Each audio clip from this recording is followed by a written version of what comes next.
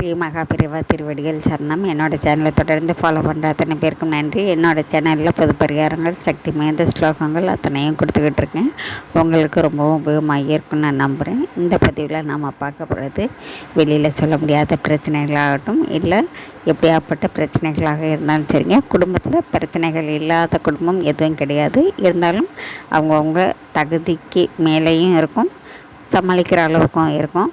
என்னால் சமாளிக்கவே முடியலைங்க, பிரச்சனைகளே இல்லாமல் நான் நிம்மதியாக இருக்கணும் அப்படின்னு நீங்கள் நினச்சிங்கனாக்கா, நீங்கள் உங்களுடைய பிறந்த நட்சத்திரம் மாதம் வரும். அந்த பிறந்த நட்சத்திரத்தில் நீங்கள் உங்கள் வீட்டுக்கு பக்கத்தில் இருக்கக்கூடிய சிவன் ஆலயத்துக்கு அபிஷேகத்துக்கு அரிசி மாவு இருக்குல்லங்க, அதை வாங்கிட்டு வந்து நீங்கள் உங்கள் கையால் கொடுக்கணும்.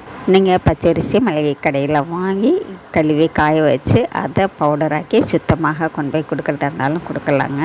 இல்லை கடையில் தான் நான் வாங்கி கொடுக்க போகிறேன் அப்படின்னாலும் 1/2 கிலோ 1 கிலோ இந்த மாதிரி எவ்வளோ வேணாலும் வாங்கி கொடுங்க. எல்லா தெய்வங்களுக்கும் அபிஷேகத்துக்கு வச்சுக்குவாங்க.